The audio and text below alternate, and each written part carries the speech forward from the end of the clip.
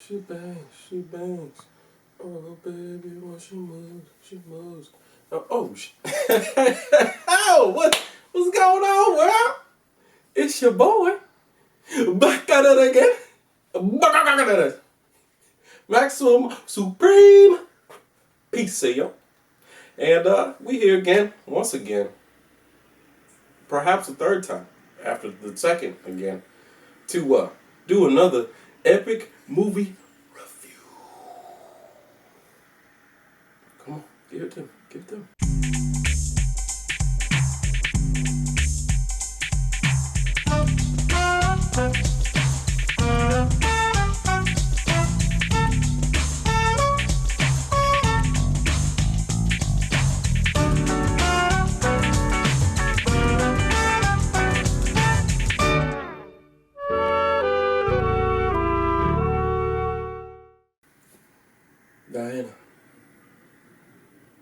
Diana. Girl, what you doing out here? Just out here, being lonely, rubbing stones, wearing less and going out more, sleeping with strange men that aren't your man, but for some reason feel like it? I don't understand. Where was your head at this whole movie? Where was your head at? Look, if you ain't watched this movie yet, you need to go ahead and do that now, because I'm about to get so spoilery. I'm finna make bad milk seem tasty. So, this movie came out on HBO Max the same time it came out in theaters, kind of as WB's new initiative for 2021. Basically, all the movies that they're making that's supposed to come out that year are going to be on HBO Max for 30 days, the same day it's in theaters. So what does that mean for Wonder Woman 84? Did it do well as far as like all the limited movie theaters that was out, and then we're still in this space of like, what the fuck is a stream worth? So as far as like total revenue, that movie made, well, not total revenue, that movie made like 118 million in box office the first weekend, but apparently did well enough to where we're going to get another movie due to kickback from the streams. I don't know. It's very hard to tell. All I know is I'm really excited for Matrix 4 and John Wick 17 or whichever one we're on right now. Either way, it's gonna be really fucking dope, dog, because I don't like going out in public. As far as how it did in comparison to the first one, it got a 5.5 on IMDb, as well as a 60% on Rotten Tomatoes, so it did not do as well as the first one. And it shows.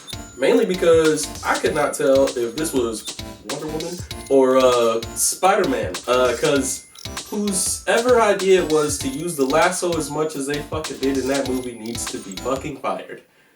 Like, this woman can run fast, fucking fly, she's mad durable, she's a fucking warrior, for God's sakes. And like, y'all decide to give her the same fighting style as Jessie from Toy Story 2. Like, what are we doing here? Bam! It's 1984. With all the colors, all the fashion, all the culture, the music, Madonna. I'm convinced that woman's a fucking succubus. It took $200 million to make this movie, considering that it's just based out in the 80s when they had the one before that, which was Justice League. That movie was about 6 different characters, and it took less money to make. And not only that, it was a shorter movie. That's right. You heard it. A movie about 6 superheroes. Cut, edit, produced it shorter than this movie. So, what I want you to do, grab you some popcorn, get cozy with a guy that reminds you of a deceased boyfriend. This movie is basically 2 fucking hours. This movie is somewhere in between the first one and Batman v Superman. Wonder Woman is an archaeologist as a cover-up. The movie jumps in with like her and her co-worker talked about this stone that was found and how insignificant it was. Spoiler alert, bitch can grant wishes. Aladdin. This movie is Aladdin, complete with its own Jafar, Prince and Princess meet scene, and Jafar's evil fucking parrot. So why does the stone grant wishes? Well, the movie decides to be like, evil! And that's fucking it. Do these things have a monkey paw effect? It's implied that there is one, but they have a really shitty way of showing you, because it's more just like you make this wish, it's a mild inconvenience that happens to you. You don't really have to make a sacrifice at all. With that being said, you already know, like, we've all seen the commercials and shit like that before the movie came out, but you know that Trevor comes back. And through a movie where a stone grants wishes, that's how Trevor comes back. But instead of him coming back in his own body, they do the whole thing where he's like a ghost and he possesses someone else's body. We're just gonna call him Mark. Diana sees Mark, she sees Trevor. How the audience, you and me and them, we see him as Mark. And it's weird, cause you know, since she gets to see a boo, you already know what they get to do. Knocking boots, you get it? You get knocking boots. A little bit of that, you know what I mean? 100% unprotected sex with Trevor in Mark's body, and Mark could not consent. Fuck consent is what Hollywood's known for. Hey, look, I ain't want to go there, but yeah, I'm just comedy style. I'm with you. I'm right comedy here with you. style. It's weird. Off that, second wish that is made is by her coworker, Barbara Minerva. She is Hollywood's stereotypical nerdy-ass character in tons of movies. You've seen it so many times. Third wish is by, I guess the guy you could call the main antagonist, Maxwell Lord. But the reason why I say you can call him the main antagonist is because Diana doesn't really have a reason to stop him until the end of the movie. Everybody getting their way due to wishes is just like, you really don't have to right now. And then they make it a thing at the very end of this movie that happens to be fucking 2 hours. I'm sorry, I'm really hot about that still. Wait, weren't the Dark Knight movies over 2 hours? Yes, but they were also good. Which brings us to our next segment. That shit doesn't fucking make sense. Barbara becomes Cheetah. The ugly CGI that you see in that movie is her, and it's out of nowhere. Her initial wish was like, I want to be more like Barbara. She got agility, she got the attention, she got the powers. Like, why all of a sudden, like, you just become a mean-ass person because of that? Like, I don't understand. Like, whatever, dog. It's dumb. It's stupid. Maxwell. Before he became the Lamp, because this is an Aladdin movie, he just wanted to be a successful oil businessman. Becoming the Lamp, he got that. And then for some reason that turns into him wanting to grant everybody's wishes, including the US government, who are people that want more nukes to nuke the rest of the world, so that way they have total supremacy. I don't know where they would get that idea from, but like, it just doesn't make sense to me. Like, you got everything you wanted after becoming the Lamp. Why do you want total destruction of the whole entire Earth? You can't be a wealthy man if the Earth is destroyed. What the fuck happened to Mark those 2 days that they were together?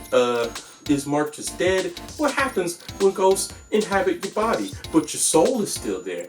Is this Get Out? We don't know exactly because it's not explained.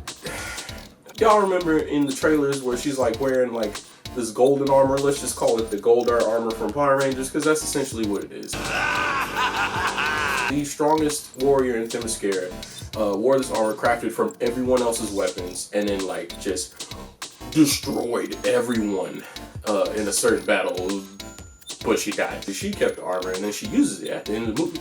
That's cool. But like, it's not that cool if you put it in the movie and then you get rid of it within 5 minutes of it being there. Don't put in power-ups if you're gonna take them away. Like, just don't put in power-ups if you're gonna take them away. Like, don't do that.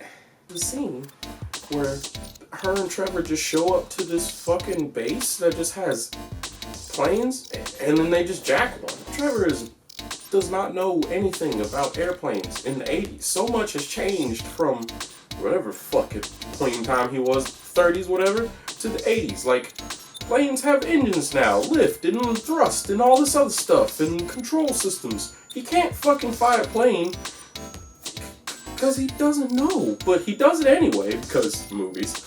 And, they're very low to the fucking ground while they're flying. Like, they're flying so low, they're flying through firecrackers that are being shot in the air.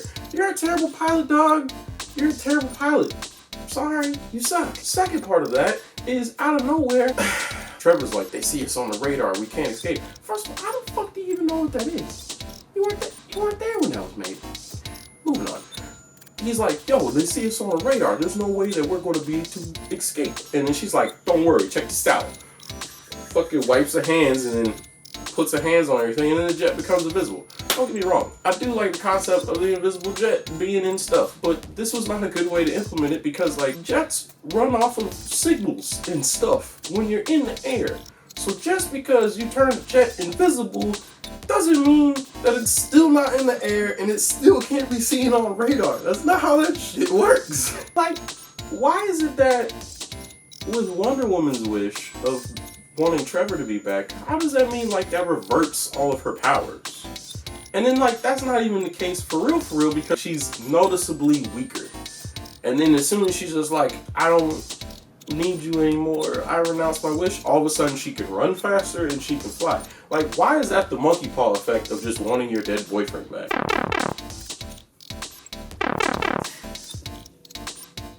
In closing, was this movie good?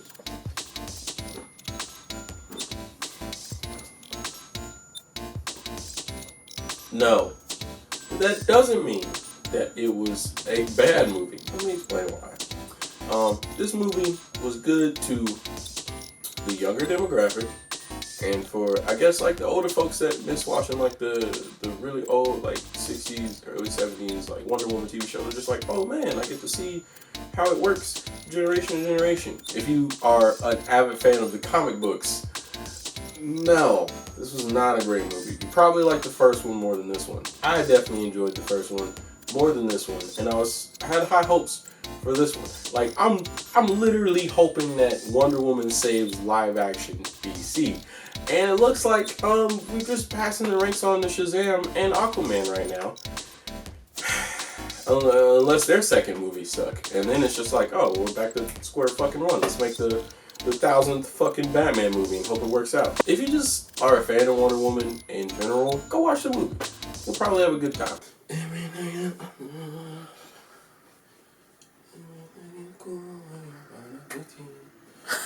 If you want more reviews just like this one, you can definitely hit up the Patreon, where you can actually request me to review any movie. Not only that, but I'll have bloopers for past videos. Take 3. As well as this one. If you just want to control how this channel moves, Patreon is how you do that. For any people that don't want to do that, that's fine. I just need you to like, comment, subscribe. Subscribe more than comment, because, like, whatever. Just subscribe, and like, there's a bell or whatever, just, like, hit the bell, and then, like, I'm in the algorithm or something like that, but, like, some people are just like, but sometimes people gotta, like, unhit the bell and hit it again. Just like, comment, subscribe, hit the bell, like, just fuck with your boy. Maximum Supreme Pizza out, cuz.